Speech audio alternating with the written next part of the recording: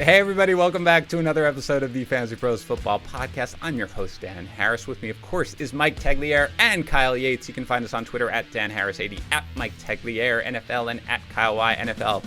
Hi guys, what's up? Hi Dan. Hi buddy, how are you? I'm good, dude. It's a Monday. I'm in a pretty good mood today, which it's weird. Okay, so I told my wife, we sat down at dinner last night, and I said, babe, I have a confession, and she goes, okay, what is it? And you could tell she was like legit concerned. And I said, I listen to country music while I was writing on Friday. And she was just like, well, good for you for evolving. And I'm like, are you even going to ask me why? Because she knows that I've never listened to country.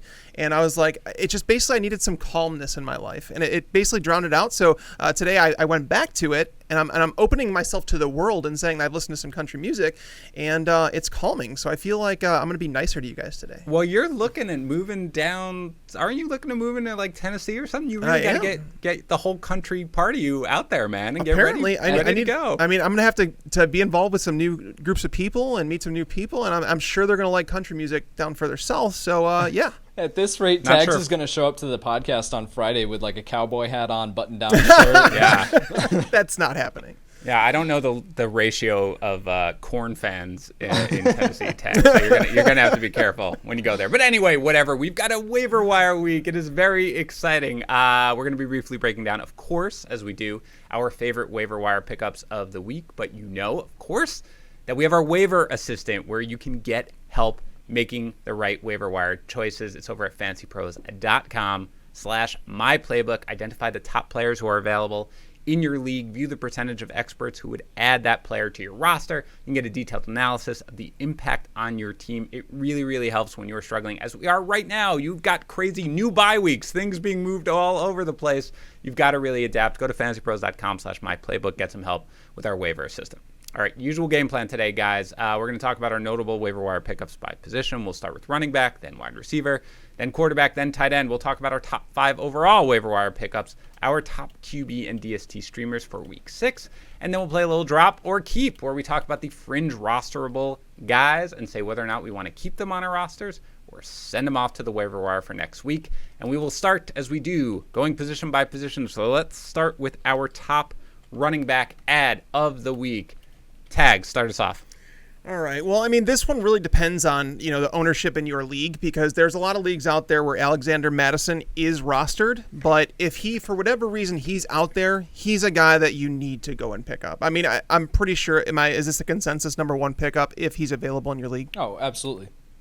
Without question. Now, I think he's available in more leagues than I thought, because I think some people are going to be like, well, why are you talking about Alexander Mattison? Of course he's owned. He was, an 8th or 9th round pick in my league. It's about 70% of leagues that he's rostered. So he's out there, in roughly 3 in 10 leagues. So he might be out there for you. Now, let me ask you guys something. We are recording this. We are joking. We are waiting as we record this. You're going to see, if you're watching us on youtube.com/fantasypros, without question, you're going to see me look to the side at one point when somebody tweets out the results of Dalvin Cook's MRI of his groin injury. We do not know it right now. We are expecting him to either play next week or not miss a significant amount of time. If he were out, let's say, Tags, he's out for 4 to 6 weeks, how much of your fab are you willing to spend on Alexander Mattison if he's available? All of it. Okay. Yep. Now, what if there were no $0 bids? Like, you literally can't make a pickup. Are you even leaving yourself like $1 or $2? You're like, I am doing whatever I need to do to get this person on my team. Rest of season be damned. Yeah, I would do that, because the Vikings have started the season 1-4. This is a team that's really not going anywhere right now, and Dalvin Cook is the guy they just signed to a long-term contract extension, so they don't need to push him playing through an injury. Alexander Mattison looked perfectly fine last night. He's not on Dalvin Cook's level, but that's fine. You don't need him to be. But 20 carries for 112 yards against the Seahawks team that had been stopping the run this season was extremely impressive. So Madison is, I think Madison, and you're right about available in more leagues than most people think, because Alexander Mattison, people were cutting guys like him. They're cutting guys like Tony Pollard because they're running out of options on their lineup with all these changes, whether it be to COVID, to IR with the rule change to 3 weeks, whether it be to health, whatever the bye week that you didn't anticipate coming. So many different things are affecting fantasy benches right now. So people are dropping players like Alexander Mattison, like Tony Pollard. These are guys that should be rostered because they are potential league winners. Now, Madison right now, let's pretend that Cook is out for just 1 week. And I say 1 week because they're playing this week against Atlanta, and then they have their bye week. So I don't think there's any chance that Cook's going to play against Atlanta. So let's pretend that you have a 1 week replacement player here. Yates, how much are you willing to spend on Alexander Mattison? At that point, I'm definitely not going all in, but yet I think that it depends on how desperate I am at running back. And you very may well be super desperate at running back right now. So I think you could look at 30%, 40%, maybe even 50%. I know that's crazy, but yet against Atlanta, we're talking about a guy who could be a top 12 back if he is the unquestioned starter. Yeah, I'm 50%. That is my current recommendation, and I'm basing it on the assumption that Cook is going to miss one game. Again, he came back into the game for one play. That seemed crazy. And just if you follow Dr.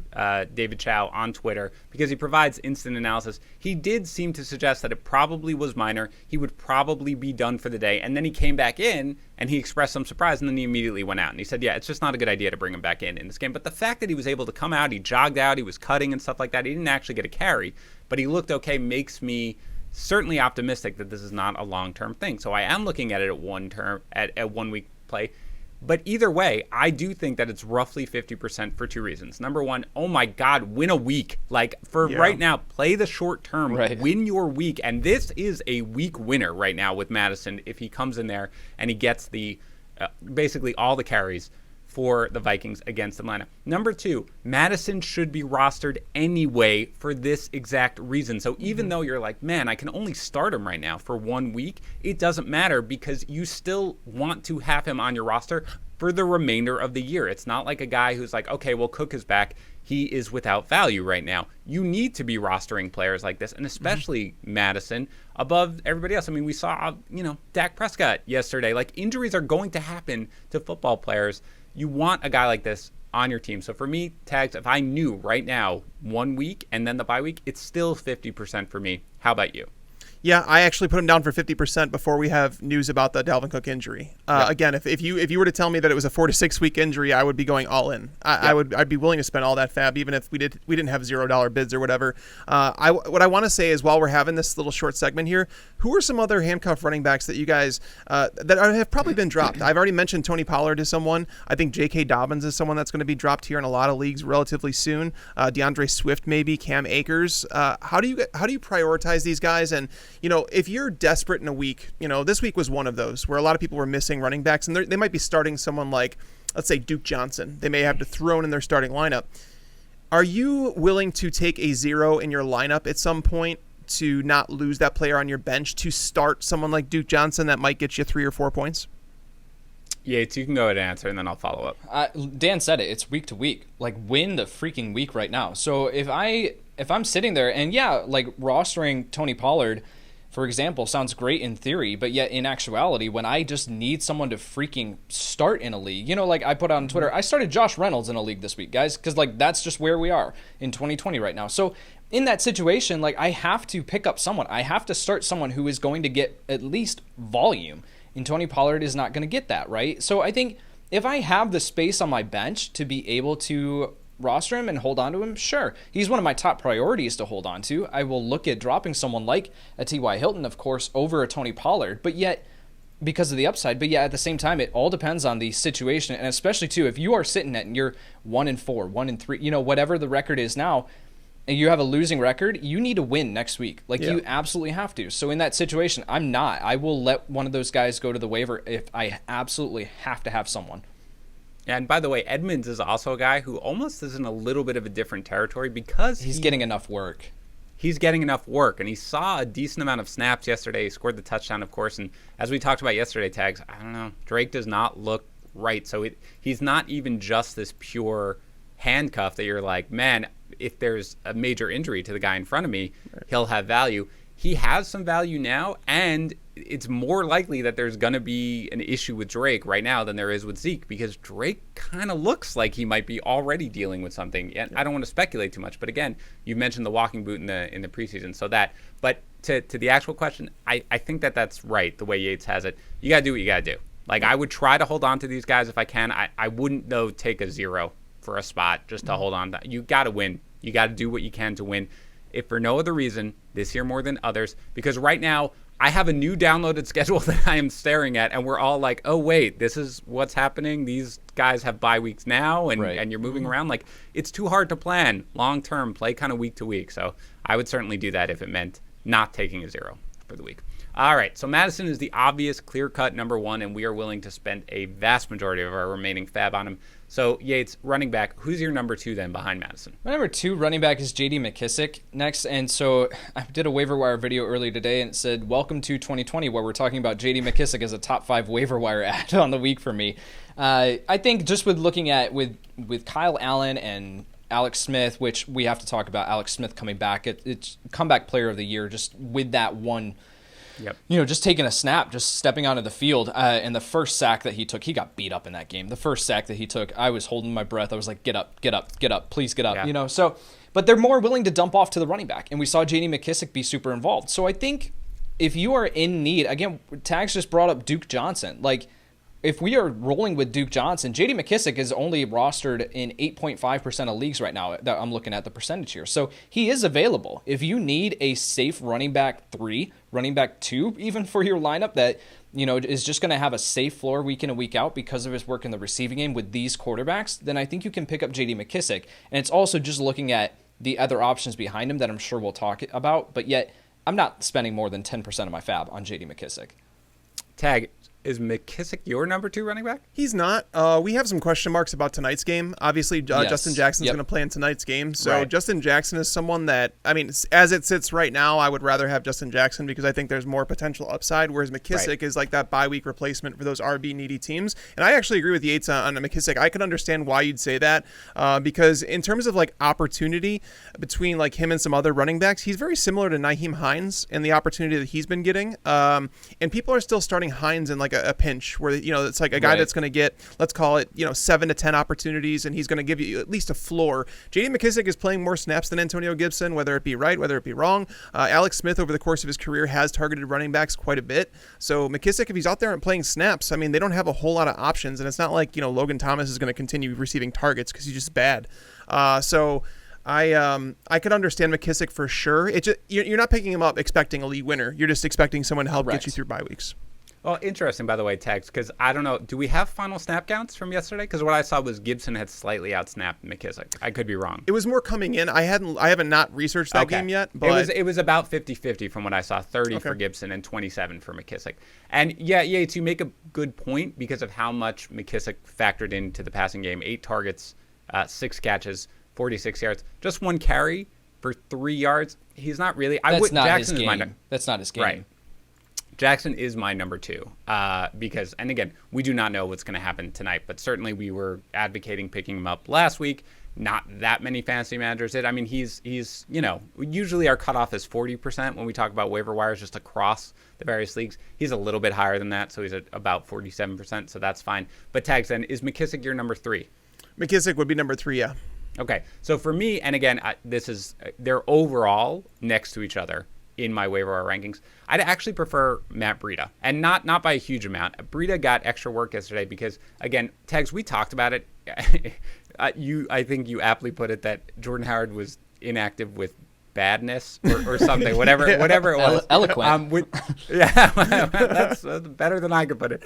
I don't know whether or not that's going to be the case going forward, but I mean, the offense certainly looked fine. Breida got increased snaps. I mean, about half the snaps that Myles Gaskin got, 42 for Gaskin, just 21 for Breida. But again, he had 9 carries, 28 yards. He had a 31-yard reception. We've seen Breida succeed in the past in a better scheme, of course, with the 49ers. But he gets to the point where he is now not only kind of that handcuff guy, for if something were to happen to Gaskin, Breida would have a greatly increased role. But if he's going to start seeing 10 touches, maybe 12 touches a week, that is somebody who I might be interested in. Again, both these guys for me are 5% of fab.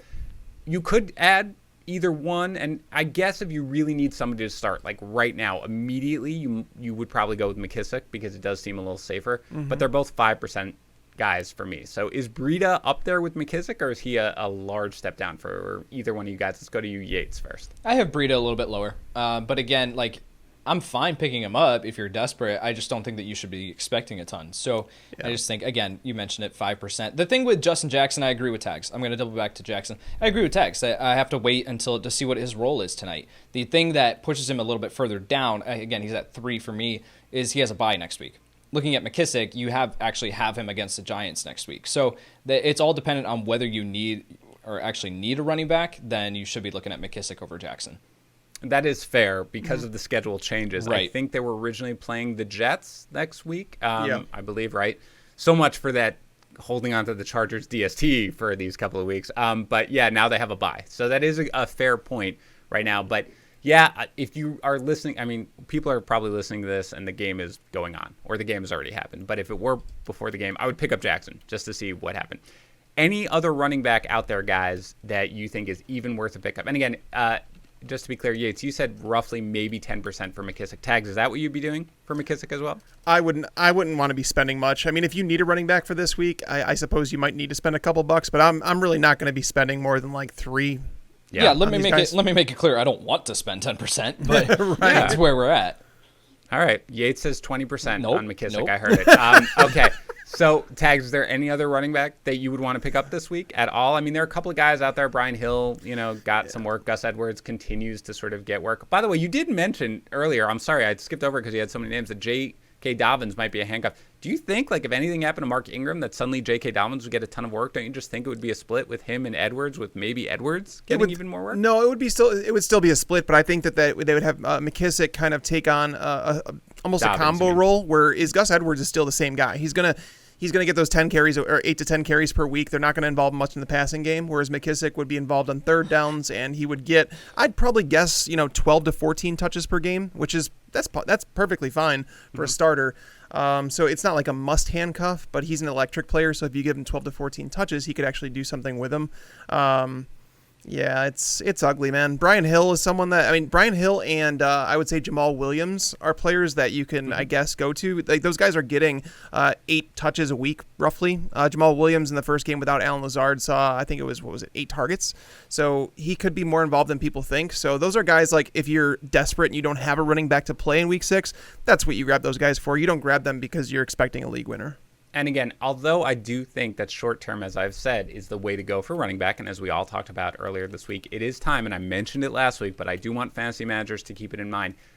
Guys who are past their bye already, like Williams is now because he's had it, are much more valuable as we keep going into the season. Guys who still have a bye week remaining, when you're looking at trades or when you're looking at anything like that, think about bye weeks if you don't absolutely need somebody for this week, because a guy like Williams, again, there are no more buys. And right now we've got games being canceled or being moved, everything up in the air. Each week we've got new bye weeks all the time. You might have unexpected vacancies that you might want to think about guys here. Like, well, I know this guy's playing at least, so I feel good about that. Yates, you agree? Nobody else on running back worth talking about? You want to move to wide receiver? Yeah, let's move on.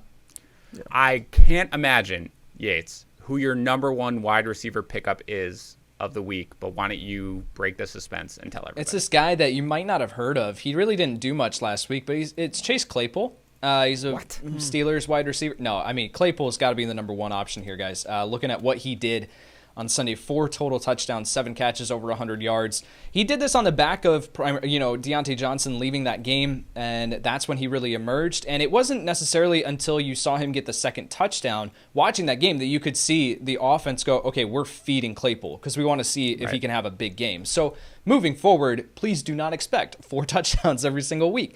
It is largely dependent upon the severity of Johnson's injury. We're waiting for the news there to see, okay, is he going to miss this week? What's that going to look like? But looking at him on the field, he looked fantastic. Excellent releases off the line of scrimmage, speed, size, combination, just phenomenal. So I think he's someone that you can put in your flex week in and week out. And again, he's only rostered in 12.5% of leagues. Like, this guy is widely available. So go get him, plug him into your flex because he comes with the opportunity to find the end zone. But then if Johnson misses, he's someone that moves into high-end wide receiver 3 territory for me.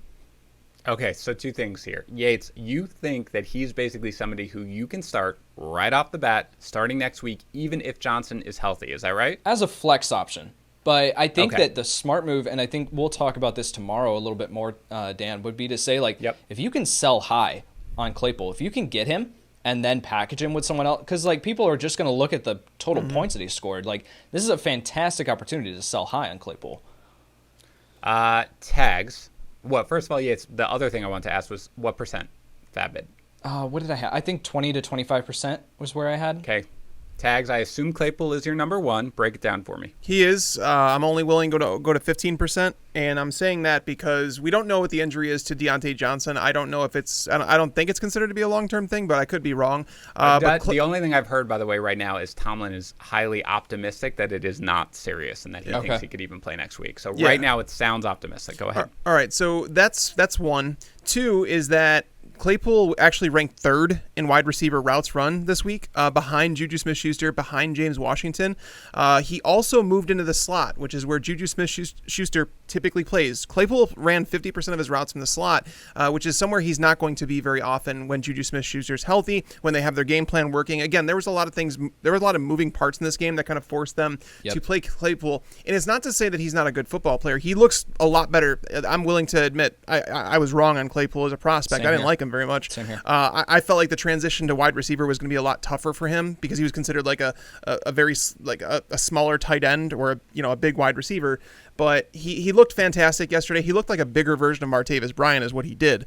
But again, this has to do with him being on the field and actually running routes. James Washington, again, ran 10 more routes than he did last week. James Washington was playing ahead of Claypool when Deontay Johnson was on the field. So he was basically fighting for time in that third wide receiver spot with James Washington. If Deontay Johnson's back, that means Claypool is going to be running maybe 20 routes per game. He's going to be splitting time with James Washington. And before you think that all of a sudden James Washington, they can't go back to James Washington after this. Washington has been a staple in that offense. He knows the offense. They have him at that certain position. And again, Claypool did not take James Washington out of his spot. They moved him into the slot because they had to make it work with 3 wide receiver sets. They had to get him on the field somehow. So I am worried about Claypool in terms of like production right away, especially if Deontay Johnson is going to play or has a chance of playing. I would be more interested in Claypool if James Washington missed time. However, he is worth 15% to me because he has dual handcuff eligibility here, where if Deontay Johnson misses time, obviously he's going to slide in the slot. If James Washington misses time, I obviously love him as the clear-cut number 3 option, going to be starting on the perimeter. And then if like the last one is Juju Smith-Schuster, if he were to go down, then obviously Claypool steps into that slot role again. So there's a lot of opportunity for Claypool to get in that starting lineup, but if they're all healthy, I don't think you could start him confidently. Okay. There was a lot of stuff in there. So let me give my opinion on a couple of things. Number one, the upside handcuff, the wide receiver handcuff part of it, big part of it, Tags. That's a very, very good point, and I think it's great. Number two, as I've said, he's already passed his bye. Okay, that's, again, something that we need to at least be thinking about when we're thinking about what we're looking at these guys because of the fact that how they needed to do it last week with the Titans game. But I will just say, everything you say is correct. And again, if Deontay Johnson is fully healthy and he's back this week, I admit that I am going to be concerned about just deploying Claypool out there as a starter. With that said, I don't understand any scenario where this is the performance that you get from a wide receiver and he is not an integral part of your offense going forward. It is just very difficult for me to see how this guy can perform in this manner and not fluky, not in a way that you're just sort of like, wow, what a random big game. I mean, he had 3 rushing attempts, one for a touchdown. He is dynamic and he's big and he's strong. And even if Deontay Johnson plays, even if I knew right now that Deontay Johnson was coming back, number one, he's already battled a ton of things. He's got the back, he's had the toe stuff, he had the concussion, he's got a ton of things that he's had already. So for me, this is a guy who I am willing to go and get because I don't think that wide receivers who can have this upside potential and are a guy that you can probably start immediately regardless and have huge upside potential are available. So you ready for my fab bid? 30%. That is how high I'm willing to go on the guy. I'm willing to go get him because you make great points, Tags. And I said in my write-up for our article, if Deontay Johnson's going to play, I would be a little cautious about throwing him out there immediately as a starter, but you couldn't have pinch. But I do think that given the upside, I'd be willing to really make a significant bid for him. this week. It makes sense. It makes sense because there's not many wide receivers in the waiver wire that are going to, even if there is an injury that they're going to walk into, that are on the waiver wire, that are going to walk into every week startability. So that's why I've been so high on Shawn Jeffrey, who just keeps burning me because he refuses to play. Pretty much. But that's because you don't need. I think you have the potential. There aren't many of these guys who can be like, oh my God, this guy has the potential for me to throw him out there as a wide receiver too every week if everything breaks right. Yeah. And he is that guy. So it sounds like Yates, you're kind of. I mean, he's all our number one, assuming Madison is gone, and number one overall, by the way, right, guys? Is that fair? I have Madison at number one, and then Claypole at two. At two. Yeah, right. Other than Madison, of course. And so it sounds like, Yates, you said, what was it, 20, 25%? Yep. Is that 20 where you to landed? 25. Okay. And Tags, you were at about 15, you said? I might bump it up after this conversation. This is why I love doing this show with you guys, because we all bring like our own opinions to it, and we all kind of talk through it and work through it. And the fact that I almost like undervalued the idea that he already has his bye week out of the way, because it's such a weird season. And even going through like the defensive streamers this week, I was like, oh, the Chargers are going to be a good streamer. Then I'm like, oh no, that game was wait, their bye was moved to next week. So I'm like, Miami, correct. Yeah. Yes. So it's definitely one of the highlights of the week for me, like going through this show with you guys, because we get to talk about all these players. We were joking about how we make our waiver wire rankings before we do this show, and then after the show we go back and we're like, well, I need to rethink a couple of things because we learn from each other. But again, the schedule also: Cleveland, Tennessee, Baltimore, Dallas, Cincinnati, Jacksonville. There are a lot of, if Claypool does become sort of a featured part, and again, you just watch him in that game. And it's just really hard to be like, all right, I'm sorry, Deontay Johnson's healthy and James Washington, knows the system. So we're going to have to leave you out there, Claypool. Sorry about that. Like it doesn't seem like that's the case. All right, Tags, number 2 wide receiver for you on the week. I mean, I'm seeing Mike Williams as someone that's available in over 60% of the leagues. Knowing, again, he's playing tonight, so there could be a whole lot of things going on. He now has his bye week next week, which is kind of throwing off a whole lot of things for me. Right. But he is in an offense that Justin Herbert has now, he's thrown for 290 plus yards in 3 of his starts. That's fantastic. Justin Herbert has looked so much better, and I was selling Keenan Allen because I was like, they're going to go back to Tyrod, and it's going to be terrible. But then all of a sudden, Anthony Lynn, maybe he listens to the podcast, maybe he doesn't. He decided to say that Justin Herbert's the starter going forward, and that's magnificent news for these players. Mike Williams is going to be fine with Tyrod because Tyrod took the shots down the field, but I don't want to underestimate what Mike Williams can do with Justin Herbert playing competently at quarterback, because this is a team that is very, very, very top heavy in terms of like targets where they go, right? They have Keenan Allen, who's not going to get like 20 targets a week. They have Hunter Henry, who's been consistent targets, but Mike Williams is there, and they don't have Austin Eckler for a long period of time, it seems. So Mike Williams is someone that I believe is, once they get through this bye week that I didn't anticipate them having, Mike Williams is someone that I definitely think is going to be worth wide receiver 3 consideration in most weeks, especially going through bye weeks as a number 2 wide receiver on a team. Give me the fab bid, Tags. I don't think you have to go high here, because if he's been sitting on the waiver wire, unless he kind of goes off tonight, I don't think that's going to happen. But I have him right around $10 at the fab bid.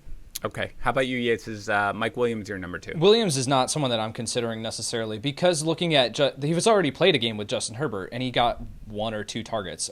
Maybe 4 if I'm remembering. It's 1 or 2 receptions. I can't remember off the top of my head. It wasn't great. So looking at Mike Williams, though, it's like he can absolutely become more involved in this offense if Herbert continues to ascend. If Herbert continues to look as good as he has, then I think that that's a possibility. This is one where I can absolutely see, like tomorrow, if Williams has a good game, if he sees more than 5 targets in this game, then I can absolutely see me bumping him up to a top 2 option. Absolutely. As of right now, I'm a little bit more hesitant because when he has been on the field with Herbert, he hasn't been involved in the offense. It's been Keenan Allen. Yes, Austin Eckler was playing at that point, but we could see Joshua Kelly, Justin Jackson see those targets. So there's a lot of moving parts here with Mike Williams. I think he has the talent. I think his skill set matches up with Justin Herbert deep downfield as far as a cannon, and that's where Williams shines downfield. So I can absolutely see it, but as of right now, I'm a little bit more hesitant. I need to see it happen first. Yeah, I've been kind of bearish on Williams for most of the year. I just haven't seen it happening. Most of it is because I didn't expect Tyrod Taylor to push downfield, and then you had that first game where you were like, oh, right, is this what we're going to do? Yeah. I don't want to draw too many conclusions, though, about what Herbert is going to do necessarily just from the limited time that we've seen him. For me, again, it is much more about the fact that he does now have the bye next week. He's a maybe, by the way, for tonight. I mean, it's trending up now with his hamstring, but he's still a maybe. But just like you said, Yates, exactly how I feel. I don't have him particularly high right now. If he does play tonight and he has a good game tonight, then I will bump him up significantly in my waiver wire rankings. And again, most people won't have this running until Tuesday night, at least, hopefully. So with that, I would bump him up. But who's your number 2 then, Yates, if it's not Mike Williams? It's Christian Kirk. Kirk's been a talented player. He hasn't necessarily been super effective in this Arizona Cardinals offense previously, but yet he's always had the talent, and it's just been kind of like, okay, can he get the opportunity? Well, now he got the opportunity, and he produced with it. So looking forward to the next week and treating this, we've talked about this in the past, how I treat the waiver wire rankings as more of like immediate impact. I have Christian Kirk at 2 because he gets the Dallas Cowboys defense next week. And I expect that to be a high-scoring game. I expect Arizona to continue to throw the ball like nobody's business. DeAndre Hopkins should have a great game, but I think Kirk did enough yesterday to solidify himself as the number 2 receiving threat in this offense. Larry Fitzgerald is not it anymore. Andy Isabella is continuing to stay in his role of 2 to 4 targets a game, provide that spark. Christian Kirk he looked great yesterday. I went back and watched the tape on this and watched all of Kirk's targets that he saw, and he looked great. So I think moving forward, we can treat Kirk as a flex option weekly, but in this matchup against Dallas, I'm willing to roll him out there as a low-end wide receiver 3. Tags, is Kirk your number 3? He's not. He's my number 5. I do think he's worth a pickup. I mean, I have him as like a $5 ad. I don't think you need to go like spend a crazy amount of money on him because Kyler Murray hasn't been particularly efficient through the air. So there's going to be definitely some ups and downs in the production there with him. We are expecting to be more rushing touchdowns moving forward, whether it be Chase Edmonds or Kenyon Drake. It's just a balance in the offense where we should see that. But this week, if you need a wide receiver for this week, I would say that Kirk is probably the best option. This week, if you needed a receiver, I would take him ahead of Mike Williams, obviously with a bye. I wouldn't take him ahead of Chase Claypool, but if you were just basing it solely on needing a wide receiver for this week against Dallas, yeah, Kirk, he probably should be the number 2. Yeah, I mean, I think that's fair. He does have a good matchup. I'm not quite buying into him. I have kind of like a tier set here where after that, a bunch of these guys all fall in. So the difference between my number 4 receiver and my number 8 receiver, I have the same bid on them, so it doesn't really matter to me all that much. With Kirk, again, he hadn't seen more than 5 targets in a game yet, so I'm not, it's against the Jets where the 3 of us could go out there and pass on the Jets, so I don't necessarily want to draw any huge conclusions, but certainly with the upcoming schedule, he is an intriguing option. So who is your number 3 then, Tags? My number 3 is Marquez Valdes-Scantling. Wow, I just got to say something. We are all over the place with our wide receiver rankings 100%. Right now. Like this is going to be Marquez Valdes-Scantling is my number 10 pickup. Number 10 for my me. 10 on wide receiver. Is that you too, Yates? Is that what you said? Yeah, I said I have him at number 10 in the wide receiver rankings. Yeah, too. So go ahead, Tags. I'm sorry. I've noticed it because we're all over the place. So go ahead, Tags. No, it's fine. And it's basically, we just got through the bye week with them. That is out of the way. He has Aaron Rodgers throwing to him. That's obviously a good thing. Marquez Valdes-Scantling is not a team's number 1 wide receiver. He's not. He's never going to be, and that's fine. He's not going to be anymore. Devontae Adams is going to come. He's going to tilt a defense. They have to bracket him. They have to do something because he could beat any cornerback in the league in man-to-man coverage. So they have to tilt the defense. Marquez Valdes-Scantling has been getting the air yards in this offense. His opportunity is massive here. Him and Rodgers just haven't connected on that deep ball as much as they should have to this point. But with Rodgers playing the way that he has, with the run game working the way that it is, there's so many things going in favor here. So why are we chasing, potentially the number 3 target in the Steelers offense, and we're totally fading Marquez Valdes-Scantling, who's the clear-cut number 2 wide receiver for Aaron Rodgers?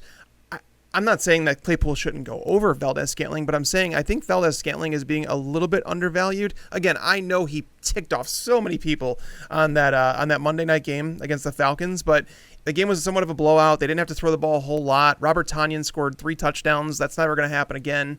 There were just a lot of things, but I do believe that Marquez Valdes-Scantling is someone through bye weeks that you could plug into your lineup as a back-end wide receiver 3, and if he hits that one big play, you are legitimately jumping out of your seat. So Valdes-Scantling is someone that should be rostered in every league as the number 2 option for Aaron Rodgers with the way he's playing. I think the number 2 option for Aaron Rodgers might be Robert Tonyan. And number 2, you tweeted it out, Tags. You tweeted out after there was a play that he could have made. Yep. in the end zone, and you were just like, nope, not gonna the exact quote was basically there was a play that he was throwing an end zone target from Aaron Rodgers who was down the field, and it would have been a long touchdown. I think it would have been like a 30+ yard touchdown, where I said the difference between an average receiver and a good one makes that play, and he should have caught that ball if he's a good receiver, but he's not. He's an average wide receiver, but again, he is getting that opportunity from Aaron Rodgers. Okay, all right, and now so Yates, you are not, and Tags, to be clear, this is not a giant bid for you. Oh, no. He's down at, I think I have him at 5 or 7. Yep. Okay. That's fine. All right. So Yates, you are not buying MVS. No. Right? No, because I don't think that you're ever going to get to the point where you feel confident that you can plug in MVS into your lineup. I mean, ranking him, I don't know if I'm ever going to be comfortable ranking him above my top 45 wide receivers on a week. Yeah. Yeah, I'm with you. I mean, he's not somebody who I even considered picking up, and it mostly is because he's had multiple opportunities like this. Multiple times you have been the guy be like, well, Rodgers got to go somewhere. I mean, it's got to be Valdez-Scantling. He's got to do something, right? And it never is. And I think it's him, really. And he also doesn't care about our fantasy teams, as he tweeted out. So, I mean, he's not going to get there. But guys, he has 25 targets from Rodgers through 4 games, and that's like 3 of those games were with Lazard in the lineup. Like, Lazard is gone. Like, he had 8 targets in week 4. I'm not denying the opportunity. It's the talent level. Like, he can see all the targets that he wants. He's had several drops this season. So it's like Rodgers has to put the ball in his breadbasket, like absolutely where it can own. Like, he just has to stick out his hands. And it's Aaron Rodgers. It's Aaron freaking Rodgers. Of course he can do it. But yet, like, I don't want to bet on that. I don't want to bet on that. Yeah, I think there's going to be a game, maybe 2, where MVS is going to have a huge game. Like, I think it's going to happen at some point, but there's just no way that I'm going to feel comfortable. How do you predict that? I've watched him enough. That's really how I feel about it. I've seen him enough to basically be like, okay, I'm just not going to rely on the fact that Rodgers has to do the perfect pass. Otherwise, it's just not going anywhere. And I think there's going to be more Tanya now getting involved. And, I don't see it, man. I don't see it. And, it's fine. This is why we do this. This is good that we have different opinions. Yep. But I think Yates and I see it the same way. All right, Yates, who's next for you in wide receiver? Ladies and gentlemen, this is the time of the week where we mention Shawn Jeffrey for the 4th week in a row. Very good. Looking at Shawn, I expected him to come back this week, and I think that he would have. I think from an injury standpoint, I think he was ready to come back, but yet had dealt with a non-COVID-19 illness. So I think that looking at this week, I think that he's coming back. It's not the best matchup. I will be the first one to say that, against Baltimore. So I'm not going to feel comfortable plugging in Shawn Jeffrey this week, but yet Shawn Jeffrey in a landscape of the wide receiver position where we're talking about guys like MVS and like Keelan Cole that I've talked about, like Travis Fulgham we'll get to, like these other guys, like I want the talent level of Shawn Jeffrey and the fact that Carson Wentz freaking needs Shawn Jeffrey. So I'm going to bet on that and his touchdown upside rather than roll the dice with some of these other guys. So, and especially too, you look at Shawn, we talked about this last week again because we freaking talk about Shawn Jeffrey every single week on this. Right. Yeah. That New York Giants in week 7, Dallas Cowboys in week 8, then the Giants in week 10 after they're buying week 9. And the Cleveland, Browns and the Seattle. Seahawks. There are some fantastic matchups on the schedule here for Shawn Jeffrey. So I think if you add him to your lineup, you're going to be able to feel confident plugging him into your starting lineup after next week. I don't blame fantasy managers for the fact that he's still so widely available, given the fact that he's still not back, given his schedule. And, the injury is, as I've mentioned, it's extremely unpredictable with the Lisfranc injury. It's difficult to recover. But if he does, he is a guy who you can throw out there all the time. So for me, he is still my number 2, just because I think a lot of the guys who are after this, and there's a big drop. I mean, it's Claypool in a tier by himself for me, and then Jeffrey, and then a couple of these other guys here. So that's where I am with it. But we have talked about him each and every week, as you mentioned. So Tags, why don't you go through and just give me now just who are your top 5 receivers overall? You mentioned Claypole. We talked about all of them already. Claypool, Mike Williams, Marquez Valdez-Scantling, Shawn Jeffrey, Christian Kirk, and then the guys right after that, I'm sure you guys are going to disagree with me on them. I have Keeling Cole at 6, not knowing about the DJ Chark injury and what's going on with him. Yep. Travis Fulgham at 7. I'm sure there's going to be a lot of pushback on that one, so we should probably talk about him. Tim Patrick at 8. Preston Williams at 9, and then Greg Ward at 10. Okay. I want to start with Fulgham, though, because a lot of people are going to be tuning in and saying, why the heck have you not talked about this guy that just caught 10 passes for 150 yards and a touchdown against the Steelers defense? And it's a fair question. But it's all about opportunity, right? Like, he made the most of his opportunity, but this is a guy that's been passed around from 3 different practice squads. Finally got called up because they basically had no other wide receivers to put on the field, and J.J. Arcega-Whiteside is just not very good. So he got the opportunity. He made the most of it. Unfortunately, they're not going to bench Shawn Jeffrey and Deshaun Jackson when they're healthy. That's just not going to happen for Travis Fulgham, a guy that's been on 3 different practice squads over the last year. So he's going to lose that opportunity. And then you're like, well, can they move him into the slot? No, he didn't play in the slot last week, so I don't think that's going to change. Greg Ward is a guy that's playing over 80% of his snaps in the slot. You're going to have Jalen Reagor coming back. He's due back in, I think, 2 weeks. So there's all of a sudden, it's like, where is his role going to be? I understand the idea, and if you were to tell me that Shawn Jeffrey and Deshaun Jackson were going to miss another 2 weeks, he would be right up there at number 2, right behind Chase Claypool. I'd have no issue doing that. But again, this is a brutal matchup. So I think what's going to happen, Alshon and Deshaun are going to come back to the lineup. People are going to spend a lot of fab budget on Travis Fulgham, and then they're going to drop him after he doesn't do anything against Baltimore. But it's a guy to keep on waiver wire speed dial, though, because, again, Alshon Jeffrey is a guy that has not played in a game for a long time. He's coming off a foot surgery. Deshaun Jackson, what is he, 33, 34 years old? Obviously dealt with a multitude of injuries over the last couple of years. So Fulgham is a guy that clearly, if there's an injury, I'm willing to go back to him. But right now, during bye weeks, I can't hang on to a guy like this. I'd pick him up. He's 4th for me. And I'll get to you in a second, Yates. And again, I not a crazy bid by any means, but I think the point that you just said, Tags, is really the critical one, which is, as much as I want to pick up Alshon Jeffrey, and I think that he could be a real difference maker down the stretch, I don't have an abundance of faith that either he or Deshaun Jackson is going to be healthy for the remainder of the season. I mean, Jackson's just constantly battling these injuries. He's into the game, he's out of the game, then he misses the game. I think there's clearly a connection with Wentz and Fulgham, and that really is why it's somebody. I agree, it's hard a little bit because you're probably not going to start him this week. I expect Alshon Jeffrey to come back. It's a bad matchup. Maybe Deshaun comes back, but long term, he is a guy who I'd be willing to take a little bit more of a shot on and move him up my priority list, because I do think that there is something behind it, that he's kind of that wide receiver I think that Wentz kind of needs to succeed a little bit. So if Alshon and or Deshaun Jackson is not healthy, I do think that he's going to get some run, and I do think he can produce. Yates, where do you come out on Fulgham? I fall right in between you guys. I see both sides of it. I'm at 5 in my wide receiver rankings with Fulgham because I think that he needs to be rostered based on what he's done the past 2 weeks. Now, it's not just this week, but last week he looked great too. So I think that based on what he's done, he deserves to be rostered, but yet you're completely right, Tags, that looking at his opportunity in this offense, in 2 weeks' time, Fulgham could be the wide receiver 5 on this depth chart. And that's just not a guy that you need to be rostering, right? So I think that it's all dependent upon Deshaun Jackson. If Jackson doesn't come back this next week, then I think you can plug in Fulgham, because I do expect Jeffrey to come back. So, but even against Baltimore, though? That's the thing. That's the thing, is that plug him in is nothing more than a low-end flex option. I get it. I think that he needs to be rostered, but yet I don't feel confident about it. So I only have him as a 10% fab bid. I have him 10% too, just to be clear. So we do fall in roughly the same area. I think for me, a lot of it is that it's not as much about whether or not Deshaun Jackson comes back this week. It's whether or not I can expect Deshaun Jackson to be playing every other week. Well, that's a fair point too. I totally get that, and I'm off Deshaun Jackson. I'm just done with him.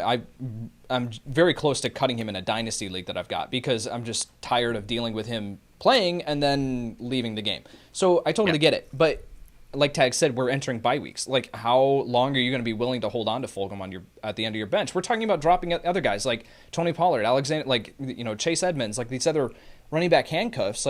I would rather hold on to Tony Pollard than rostering Travis Fulgham.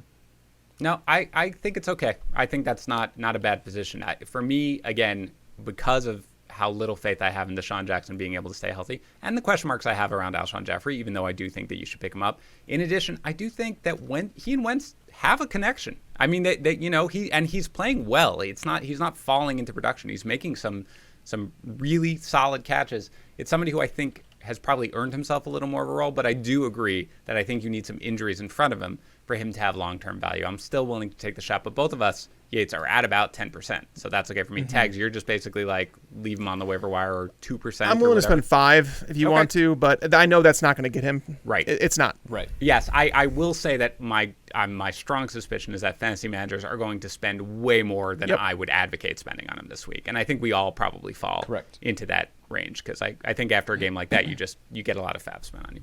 How about you, Yates? Anybody that we've missed from your top 5 or your top 6 or 7? Tim Patrick. I want to talk about Tim Where's Patrick. He's at you? 4 for me.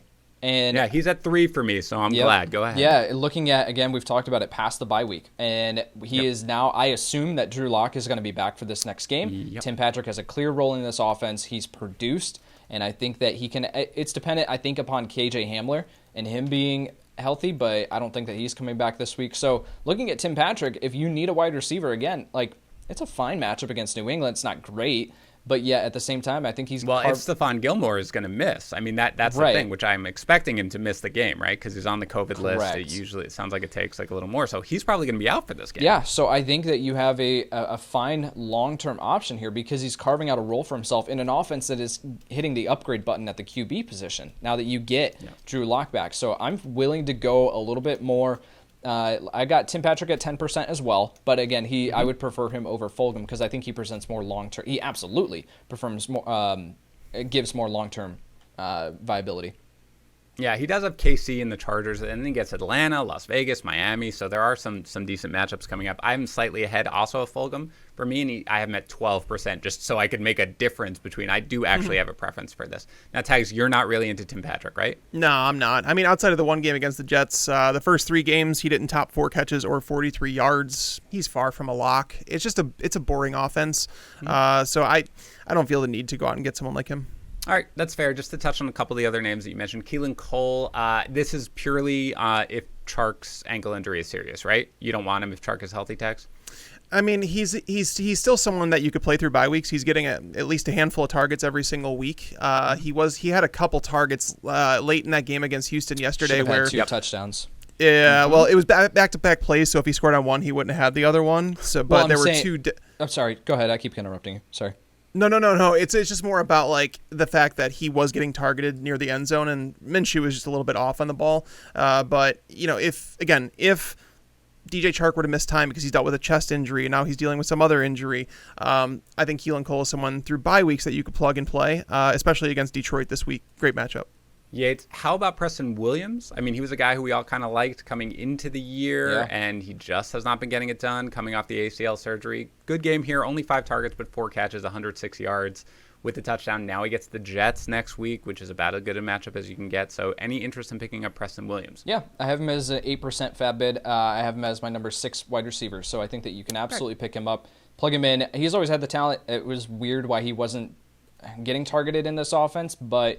he looked great last week, and I think that his involvement is just going to continue. They need another option outside of Devontae Parker in this offense, with Gesicki not doing much outside of that long catch and run yesterday. So the thing with Keelan Cole, what I was clarifying there, Tags, was he did have the touchdown. He scored, but then he also, on the 4th down play at the end of the game, Minshew just missed him. And there was back-to-back targets. Like he got 2, it was almost like he missed him on the first one, and Keelan Cole was like ticked off about it. Right. And they went back to the huddle, and I think Minshew said, guys, we're running the exact same play. And it literally went off his fingertips that time. Right. Yep. All right. Don't speak. That sounded like you could have been speaking ill of Gardner Minshew, and I don't allow that. I would never do that. All right. I love Gardner. Never. On or off this podcast. Okay, let's go to quarterback. Tags, any waiver wire quarterbacks that you'd like to pick up this week? It's Kirk Cousins, and this is like not even close. He's by far and away the best streamer out there. That's the correct answer. Yes, it is. No, he's getting Atlanta. Yates, is he the correct answer? He is the correct answer.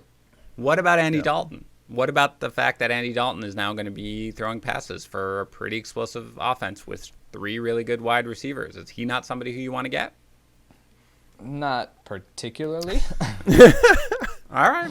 That offensive line, dude, without Tyron Smith, it's not very good. They're struggling a little bit, and he offers no mobility. I think that Andy Dalton can be a streamer. He could be the backup option to Kirk Cousins, but if you have one pick, it's Cousins.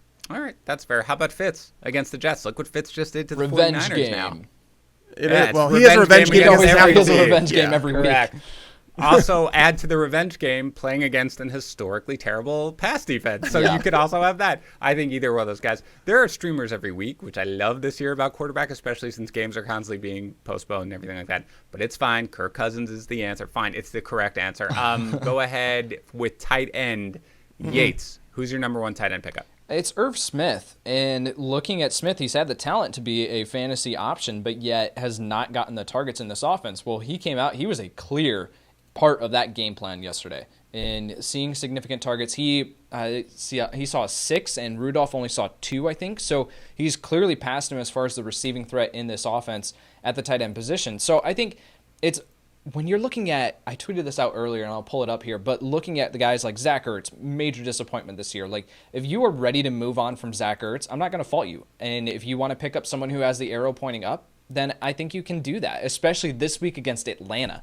Like, this is a matchup that I think you can roll out Irv Smith. He comes with the question of, was it a fluke? Was it a one-time usage, looking at this game plan, and saying, like, we can exploit the tight end position, this move tight end against this defense, and then will he just disappear next week? That's always a possibility. So I'm not expecting him to be a locked and loaded top 10 option or anything like that.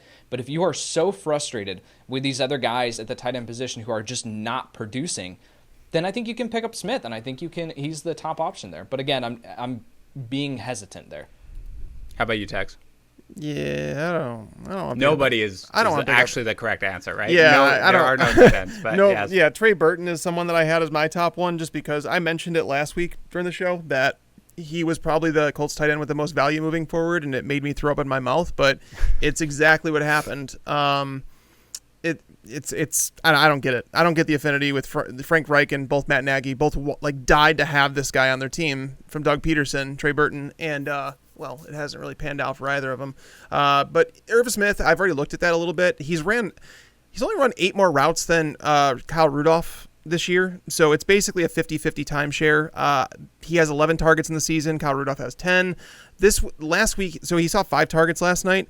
That is the most targets for a Vikings tight end since week 13 of last year. So basically, if you're ever going to feel comfortable starting him, it's this week against Atlanta. Atlanta's allowed 7 touchdowns to tight ends already this year, and that is, well, how do I put this? There were, I think, only 8 teams in the NFL who allowed 7 touchdowns to tight ends the entire last season. So they're not good. And, the safety play has been terrible. They have injuries at safety. They have injuries at cornerback. That defense is just terrible. Now they fired their head coach. What does that change? There's a lot of ifs, ands, or buts. But in the only tight end that hasn't finished top 12 against the Falcons is Ian Thomas, who saw 1 target in that game. So it's weird because you could almost put Irv Smith in the Ian Thomas category, where these guys have just been like totally just unused in their offense. But we did see a sign of life in that game. So I'm hoping, I'm with Yates in there. There's hope. There's hope here for Irv Smith. He's far from a guarantee as well. Yeah, I've got him at 5% fab, and that's being generous. So but again, it's looking at, so here was the thing that I was going to pull up that I tweeted out earlier today. The following tight ends were all in the top 11 of ECR for week 5. Zack Ertz at tight end 6, Dalton Schultz at tight end 7, Evan Engram at tight end 8, Tyler Higbee at tight end 10, Hayden Hurst at tight end 11. They combined for 7 catches for 48 yards this week. Yeah, could I go on I don't want to say a rant, but I want to say I've gotten a lot of messages on Twitter recently, and I want to address them because this is the forum to do that. And a lot of people have asked me, I'm going to cut Zack Ertz. What am I doing with him? I'm going to cut Hayden Hurst. What am I doing with him? I mean, guys, I understand they've been disappointments. I really do. But I don't think that people realize just how bad the tight end position has been. Like, if you look at it and you actually break it down and you look at the rest of season rankings, there are 6 tight ends out there that you feel confident in each week. Outside of that, none of them are safe. None of them. So Ertz still remains as my number 7 tight end on the season. My advice to those of you listening would be to go out and approach the Zack Ertz manager and try and acquire him, because again, I don't think they realize just how dire the position is right now, and you're buying low. He's basically got the worst performances out of the way for you, so go and buy Zack Ertz right now. You can certainly get him. Can we talk about this for a second? I don't want to buy Zack Ertz. Like, I understand. Yeah, Tags, you were not on the show last week where Yates was essentially almost like you can drop Zach Ertz, right? Oh, no. I mean, like, no. I don't want to, but yet what have we seen from Zack Ertz this year that has indicated that he can be trusted moving forward? Well, he can't go, I mean, he can't be anywhere. I get it. I get what you're saying, Tags. The tight end position is brutal. Like, I just talked about it. Like, every single option that the experts are saying, like, we should be looking at these guys as main options. It's not the experts' fault. Like, these are guys that should be producing. They're just not. And so but looking at Zack Ertz, what has he done that we can say he should be plugged into your starting lineup? Carson Wentz is not even looking his way. He hasn't looked the same. He's not the same tight end as last year. I think that it's too small of a sample size to say that. We've watched Ertz play at an elite level for a long time. And do I think that there's a decline coming? I always knew there was. He's 30 years old now. He's going to get there eventually. But over the first 3 weeks, I mean, he had 18 yards and a touchdown, 42 yards against the Rams. Those aren't 5 catches, 42 yards, 7 catches for 70 yards. And then the last 2 weeks is it was souring in everyone's mouth because he had, 4 catches for 9 yards against the 49ers, 1 catch for 6 yards against Pittsburgh. But, like, go back to that and say, wait, what were the teams he played? San Francisco and Pittsburgh, 2 of the better defenses in the league, and 2 teams that, by the way, they've kind of sold out to stop him. And that's what teams have basically done. Knowing that Deshaun Jackson is coming back to the offense, knowing that Shawn Jeffrey is going to be back in the offense, knowing that Fulgham at least presents a problem for the opposing defense, Zach Ertz is going to start to get freed up. And again, this all comes back to the other tight ends. You mean to tell me that you'd rather roster the TJ Hawkinson, a guy that's like lucky to get 5 targets, Noah Fant, a guy who's dealing with a high ankle sprain, Jared Cook, a guy that's aging, hasn't been really involved in the offense too much, Hayden Hurst has been a disappointment, Mckissick has games, but then he disappears during others. So this is more about taking that small sample size and saying, we have years of Zach Ertz being an elite tight end. Let's not look past that. Let's just say this is a 5-game sample size. There's been some extenuating circumstances where Carson Wentz has also sucked. But at the same time, Wentz did look a little bit better this past week in a really tough matchup against Pittsburgh. He's getting some of those weapons back, which should free up Ertz a little bit. I want to hit the reset button on Zach Ertz once Shawn Jeffrey and Deshaun Jackson come back to the lineup. I guess that's fair, and that's a fine line between, I guess, where I'm fine holding on to Ertz still. I don't think that you have to drop him because, again, it all depends on who the other options are at the position. Like you listed off Hawkinson, I probably would want Hawkinson, but the rest of those guys, no. But yet it's looking at, okay, you said go buy low. I don't want to go buy low. I just don't want to send away assets because I just don't. What if you can get him for Chase Claypool right now? I would. I'd take Zach Ertz over Chase Claypool. That's yeah, okay. I think you can would get. You, I think you can. You don't have to. You don't have to capitulate, Yates, because I don't think you would. I think yes, I would. I think you can actually get Ertz and something for Claypool. I'm trying to think, Dan. I want to know your tipping point. Okay, if you can get Ertz for, let's say, someone like Jarvis Landry or T. Higgins, would you do it? Yes, I would do that. I would do that. I mean, assuming that I have nothing going on at tight end, because I do think that there are times, and this is sort of how I feel like I view these situations. Absent an injury, like someone like Kenyon Drake, I'm a little scared of, right? Because I think Drake might be injured. I don't think Ertz is injured. Right. These types of situations are the type of buy low opportunities that, I mean, not to be hyperbolic, but that win you your leagues. These types of things. If you can go out and you can be like, oh my God, a few weeks in, because Zach Ertz got off to this terrible start, I can go out and acquire him for nothing, a borderline wide receiver 3 or something like that. I think you do that. And I don't have too much hesitation about it. Would you do that, Tags? Oh, yeah. I mean, T. Higgins would give me a little pause because I think that we're witnessing a shift faster than we thought we would with A.J. Green. But that's the breaking point, right? Like, I would trade Darius Slayton away for him. I would do that. Basically, that's what I'm saying. It's like you're talking about a low-end wide receiver 3s, high-end wide receiver 4s, and I think Ertz can get you there. I would not. Like, I think you can get Ertz for those guys. I would not trade away T. Higgins or Jarvis Landry for Ertz, though. Okay. Well, thank you, everyone, for tuning into the Zack Ertz Show. We'll be back doing our show on Dallas Goedert next week, and then we'll just do everybody for the Eagles. All right, let's just finish up with your top 5 overall waiver wire pickups. Let's go to you, Tags. None. Well, no. In reality, that's not real. I'm kidding. But I'm gonna go. Obviously, if Alexander Mattisson's out there, he's my number 1 pickup. Number 2 would be Chase Claypool. Number 3 I have is Mike Williams. Number 4 is Justin Jackson. Again, we have to watch what's happening tonight. But if I'm guessing he gets 10 to 12 touches at least in this game, and I think that's where people are going to say, okay, maybe this guy is a guy to grab. I think that Joshua Kelly's going to struggle a little bit against New Orleans defense, and that's why we might see Jackson get more of an opportunity moving forward. But again, they do have their bye, so you have to keep that in mind. And then number 5, I have as Marquez Valdez-Scantling, Alshon Jeffrey, kind of tied between those guys. Okay, how about you, Yates? Alexander Mattison at 1, Chase Claypool, Christian Kirk at 3, Alshon Jeffrey, and then J.D. McKissick, and I want to throw up everywhere. Yes, yeah. Wonderful. All right, I've got Madison number 1, of course. Chase Claypool number 2, of course. And then I've got Justin Jackson, Alshon Jeffrey, Tim Patrick, and Travis Fulgham for me. All right, top QB and DST streamers. I assume QB we've basically already talked about with the waiver wire. It's Cousins, right? Yep. For everybody. Okay, for DST, we can't use. I mean, the Chargers were probably rostered anyway overall, but no, they were dropped in a lot of leagues. Like I did the weekend waiver wire stash article, and they were available in over 60% of leagues. And well, they got their bye, so we can't do that. Yeah. But the correct answer here, Dan. Yes. Believe it or not, it's not the team that's playing the Jets. What? That's not the correct answer then. But go ahead. Washington football team against the New York Giants and Daniel Jones. Yeah. That's not a bad option either. I won't call it the correct answer, but it certainly is one of the potential answers. How about you, Yates?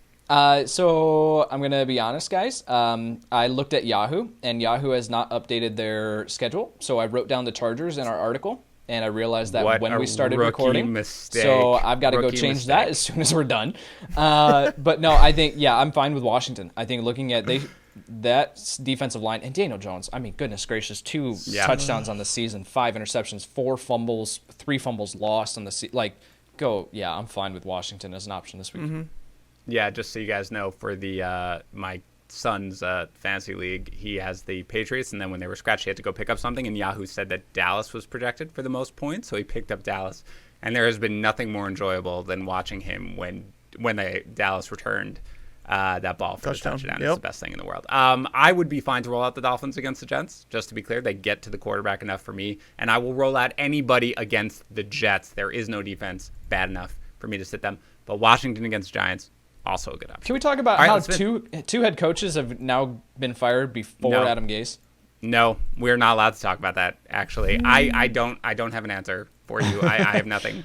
I have nothing. But he won't be the coach next year. I feel very confident about that. And so if he helps us get to 0-16, you might as well leave him out there. I'm okay with it. All right, let's finish up with drop or keep. Nothing big here, guys. Let's just, usual deal. These guys are fringe roster worthy. You can let me know whether or not you would drop them or keep them. Let's start with you, Yates, Jerick McKinnon. Drop or keep?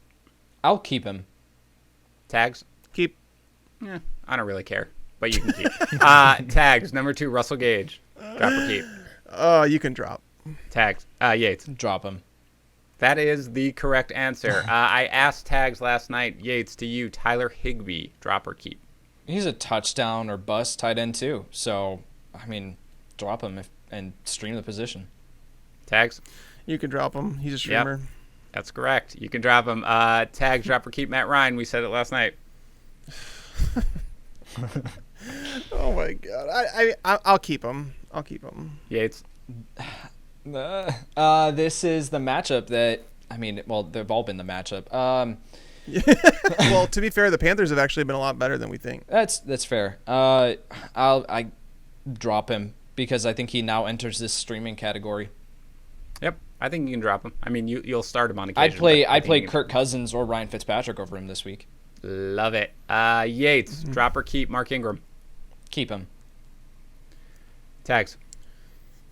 Keep, I guess. Yeah, I don't really care. Running backs are just the thing is you need running backs in your roster to fill some spots, and he's going to get he's getting 8 to 12 touches a week, so at least it's something. Dan, you only get one I don't care through the drop or keep, and you've used one of them already. Then keep. So. I do roster Ingram in one league, and I have not dropped him, so keep him.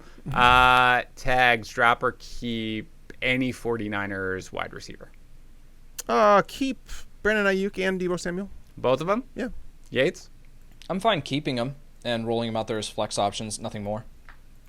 I'm fine keeping them. I'm also fine dropping them if you need to. There are guys. That sounds like an I don't care to me. I'm he giving just you used a different way to word it. Okay. How about this? I'll do it like this. Ready? Drop one of them, keep one of them, but I'm not telling you which one. Oh, my word. Which one you keep. Yates, drop or keep a Rams running back not named Darrell Henderson? Keep Cam Akers, but okay. I don't think that you have to necessarily. But looking at the other options, so I will keep him. Tags? Keep, I guess. All right. That's my I don't know, but I think he is a keep just because if there is an injury to Darrell Henderson, we know exactly who Malcolm Brown is, and he's not the guy. So I would say keep. So you would keep Akers but drop Brown? Yeah, 100%. Okay, that's fine. I think I'd probably lean there. Although I will say that if you had to move on and you had to make a move, I would drop Akers and I would live with it. Tags, you just mentioned him. Drop or keep Hayden Hurst? Keep, I guess. I mean, there's so many tight ends that fall into this range. What's odd is that I've looked into this already, and Hayden Hurst actually plays better, like in terms of what he does, so much better when Julio Jones is in the lineup. I think that it's kind of like a butterfly effect because Matt Ryan just sucks without Julio. The concerning part is that Julio, I think, potentially could miss another week with his hamstring injury that he re-injured twice. And this team is 0-5. They're going nowhere. So that's my concern. But I'd still say keep. How about you, Yates? I like Tag said, he's in this territory of a bunch of other. So if it was a normal year and you had some other options at the tight end position, then I would say drop him. But who are you going to be dropping him for? So right. I'll just hold on to him. Yeah. Right. I think that's it. If I have Hayden Hurst, I'm just holding him because I don't feel comfortable that the guy I'm going to drop him for is going to be anything that's going to produce at all. Yates, drop or keep Nyheim Hines? Keep him, just based on the running back position right now. Mm-hmm. Tags? Yeah, I keep. I'll drop, just to be different. We already know this one. Final up, finish one. That's going to hurt both of you guys. Tags, drop or keep AJ Green? Drop. Yates? I would drop him. Drop them like it's hot. All right, that is it for today. Thanks, everybody, for tuning into our Waiver Wire show. As always, Yates and I will be back tomorrow talking rest of season rankings and trades and all that good stuff. So we will talk to you then. Thanks for tuning into the Fantasy Pros YouTube channel. Make sure to check out our featured videos as well. Also, make sure to click that red subscribe button to get notified when we post videos in the future.